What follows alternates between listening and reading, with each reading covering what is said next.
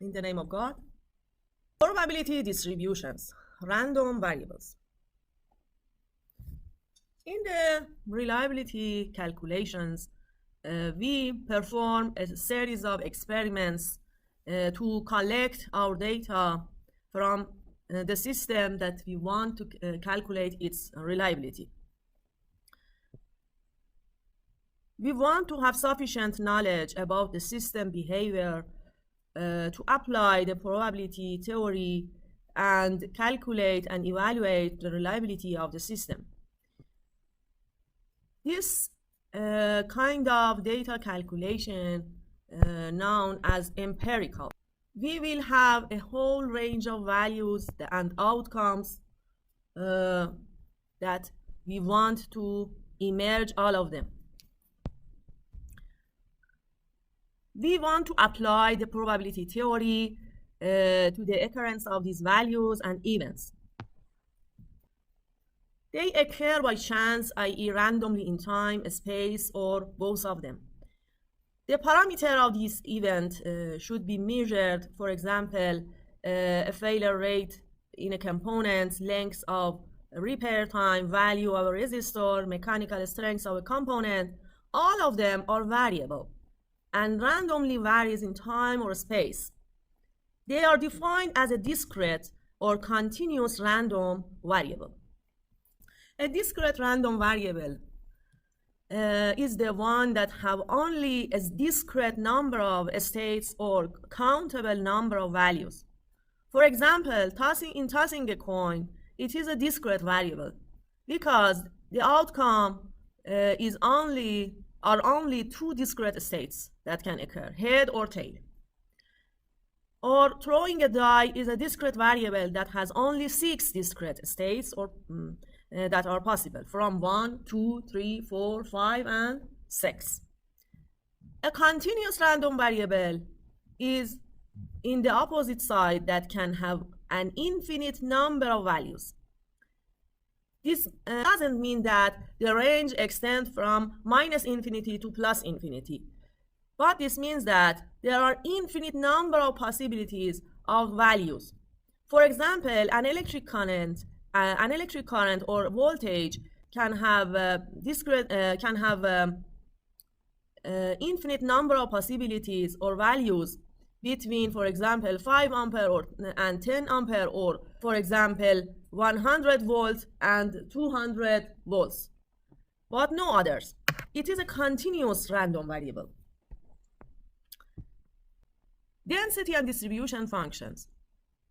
Data that is collected empirically, for example, by a special experimentation or from the use of a data collection, must be analyzed and assessed for it to be of value in evaluation exercises. This can be done by using probability density functions and cumulative probability distribution functions. We want to introduce their basic properties and principles, and we will do that with the example 223. A machine cuts extruded copper into lengths of approximately 6 meters.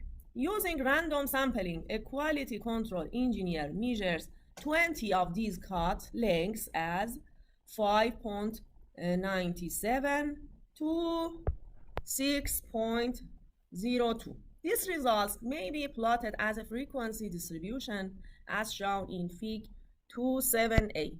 We see that, for example, for 5.97, we have 2 occurrences, 1, 2, and 5.98, 3, 1, 2, 3, etc., which pictorially represent the frequency of occurrence of each specific length of copper. An alternative method of plotting this data is to group together sets of data of approximately equal value. This is convenient if the amount of data is very large, since it reduces the amount of since it reduces the amount to be manipulated and produces a pictorial representation that is easier to interpret. As you see, we can add these two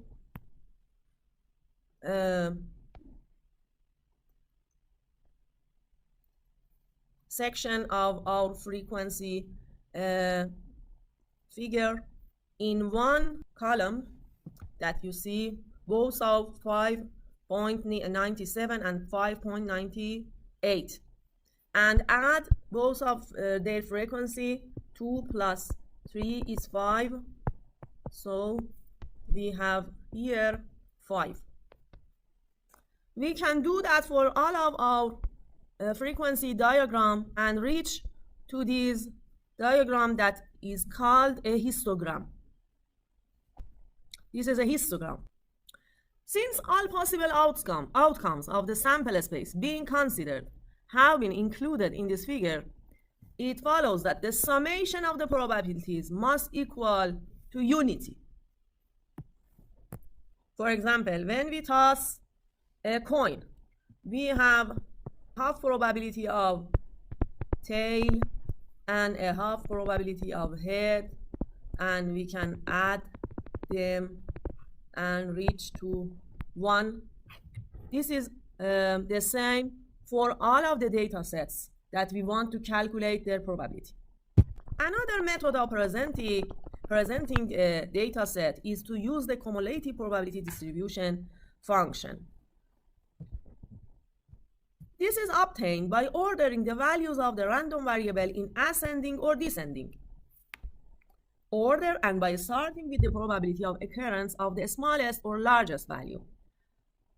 Sequentially summate, i.e. cumulate the probabilities of occurrence of each value until all such values have been cumulated. For example,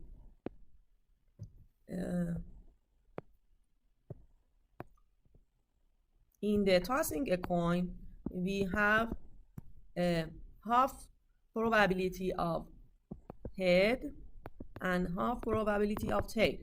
We can show it in cumulative distribution function. This is for head, and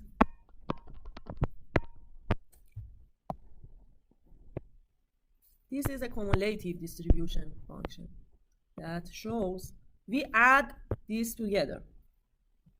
We start from the smallest value of distribution function and add them to reach to unity. It is the simplest example of a cumulative distribution function.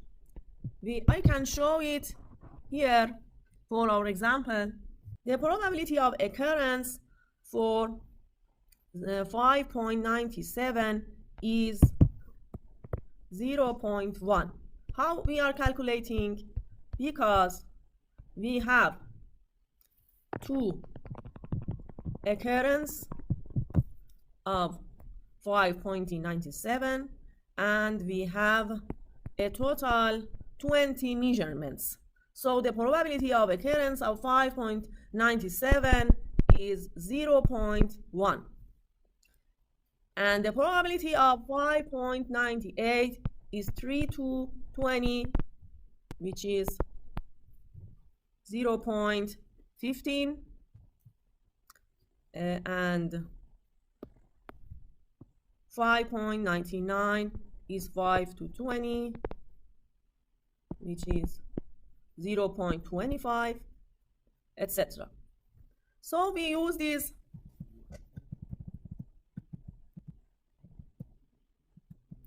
for cumulative probability. For the first measurement, we have the probability of 0.1. For the second, we add 0.15 and we reach to 25. For the second, we want to add this probability, that is 25, and we will reach to, if we add 0.1 plus 0.25, and 0.25 we will reach to 0.5, and we continue until we reach to unity.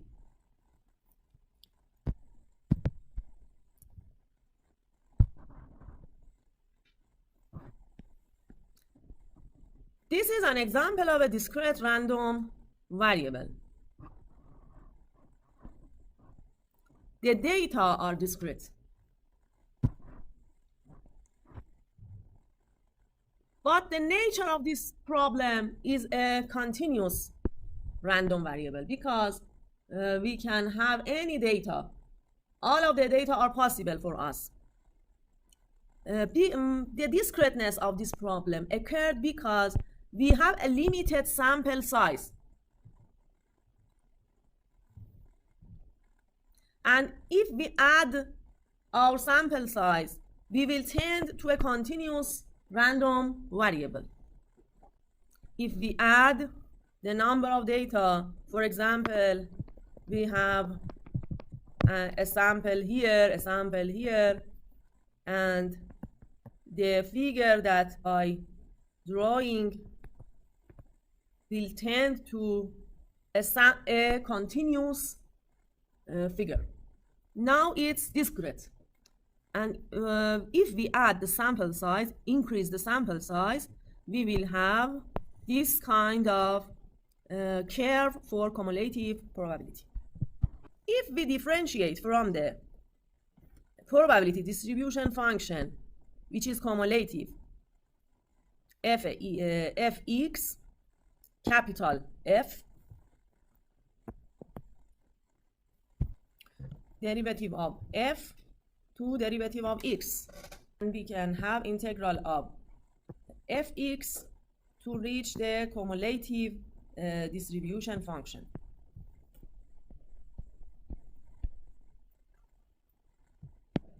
This is the cumulative probability when we have a continuous variable.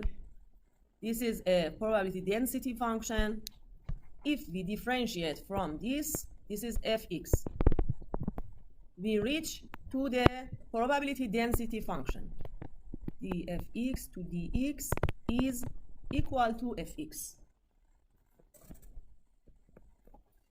And if we integral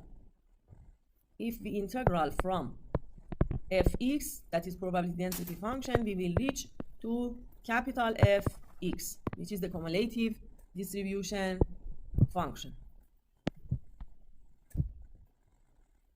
The probability of occurring a random variable between a and b can be calculated by calculating the integral of fx from a to b. For example, we want to calculate the probability of occurring the outcome of experiment between a and b. So we integral from the probability density function from a to b, and this will be the probability of occurring our variable between a and b.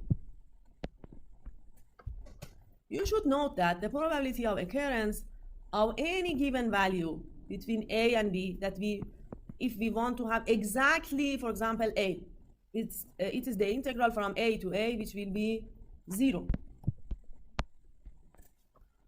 So a random variable has 0 probability of occurrence at any given value of the variable.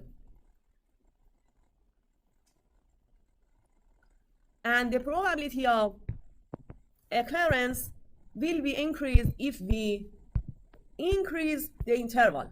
For example, if the a and b are near to each other, this probability is low. But if we move the b to here, so the probability of occurrence will be increased. In practice, it is found that random variables follow a number of standard distributions. Typical standard discrete distributions are binomial and Poisson distributions, and typical standard continuous distributions are the normal or Gaussian, log normal, exponential, V-ball, gamma, and Rayleigh distribution. We will discuss more about these standard distributions in this chapter and in the next chapters, and we will see that how we can use them for reliability evaluation. Mathematical expectation.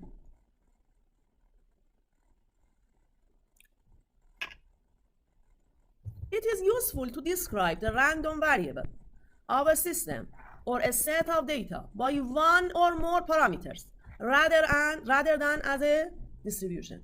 For example, we have this curve. We want to derive only one number from this curve.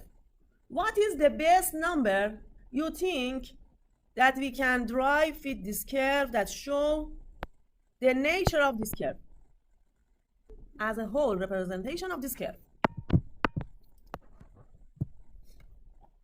Average. You can average the data. Average, yes. Average the data is a good parameter. If we only want to show this curve in one point, we average all of the data. This parametric description can be achieved using numbers known mathematically as the moments of a distribution. The most important of these moments is the expected value, which is also referred to as average or mean value. Mathematically, it is the first moment of the distribution. So first moment is average. Average is first moment. Many people are familiar with the idea of calculating the average value of a set of data simply by summating the values of each item of data and dividing by the number of items. The average length of a copper can be calculated by adding all of data from 5.97 to 6.02 and divide all of them to 20, which is the number of our data samples. We see that the average is 5.9955. The same result is obtained if each possible length is weighted by its relative frequency of occurrence. For example, 5.97 has a probability of occurrence of 2 to 20 plus 5.98 multiplied by 3 over 20, etc. And we reach the same value.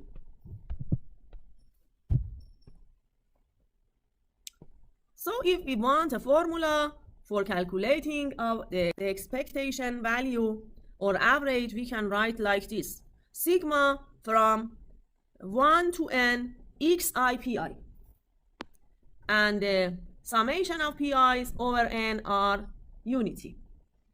In the case of a continuous random variable, the equation can be modified from a summation to an integration from minus infinity to positive infinity, from negative infinity to positive infinity, x multiplied by fx dx, and the integral of fx is equal to 1. Example: a die is tossed many times. What is the expected number of dots on the upper face?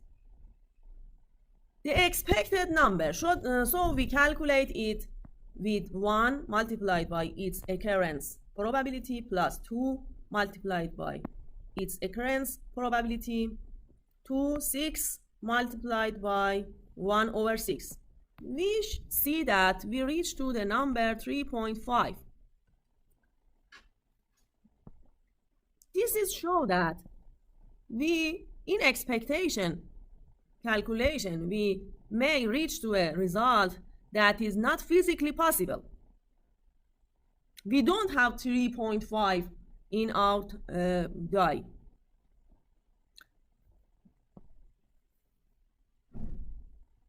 So mathematical expectation is not something that is expected really in the ordinary sense, but it is only the long-term average as the number of trials is increased to infinity.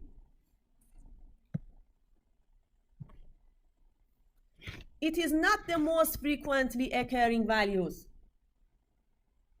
The most frequently occurring values, what is the name of most frequently occurring values? Do you know? Do you remember from the statistics and probability course? What is the name of frequently occurring value of a data set? For example, for the die. For the die we don't have, because all of them. 3 or 4. No, No, frequently occurring value means the mode. Mode in this figure. If we change the data, for example, we decrease 5.99 to 3 and 6 to 7. I'm modifying the data. In this case, we say that 6 is the mode of this data set because it is the most frequent. We see that 7 of our data are 6. So 6 is the mode. Example 25. The probability that a 30-year-old man will survive a fixed time period is 0.995. An insurance company offers him a $2,000 insurance policy for this period for a premium of $20. What is the company's expected gain? We can calculate it by expected gain. The company, the probability that the man lives is 0.995. The probability that the man dies is 0.005. So we can calculate the expected gain. The company will have a 20 profit with the probability of 0.995, and the company will lose minus $1,980 with the probability of 0.005. So we add them and we reach to the value of $10. That is the expected gain of the company. This means that if the company have contract with many people with the age of 30 years old, the average profit will be $10. But it is not true when the company have contract with one 30-year-old man or with limited number of people with 30 years old.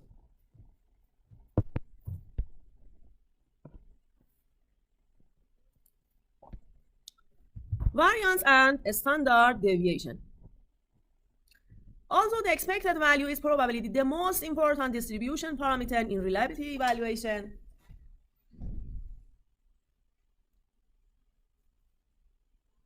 it is not enough for us to have a sense about a curve with only having its average.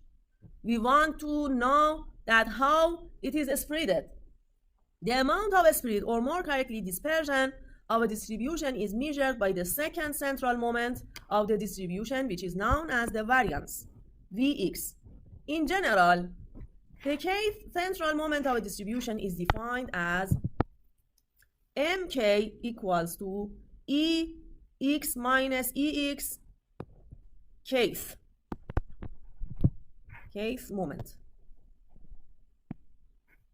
Kth moment of x minus ex. Vx variance is calculated with k equal to 2. We can calculate this like with these simplifications we will reach to this formula. So this is another formula for variance. We will have this and this. We can use both of them.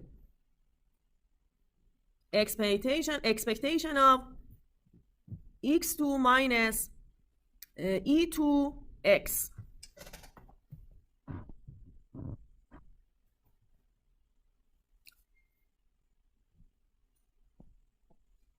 So we will have two possible methods for evaluating the variances from these equations and the concept of expected values. We will have both of these formulas, that both of them are correct for calculating the variance. We can minus the average of the data from each data, and we powered it with 2 and multiplied the result with pi and sum them over pi, or power each value. We can calculate each value by xi. In the second formula, we will have Vx equals to sigma I from 1 to n xi power 2 multiplied pi minus e2x. We can calculate the standard deviation from this formula, second root of Vx. Example 226. Evaluate the variance and the standard deviation of the lengths of copper measured in example 223.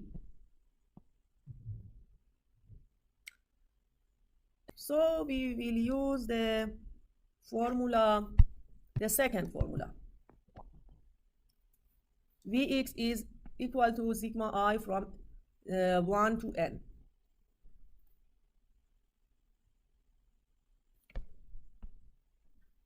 These are xi that are powered to 2 multiplied by the probability of each xi, and we sum it from 1 to n.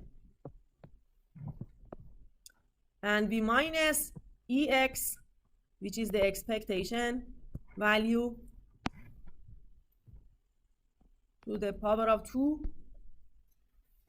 and we calculate it. This is the Vx, and we calculate the root of this value, and we reach to a standard deviation. This is the standard deviation.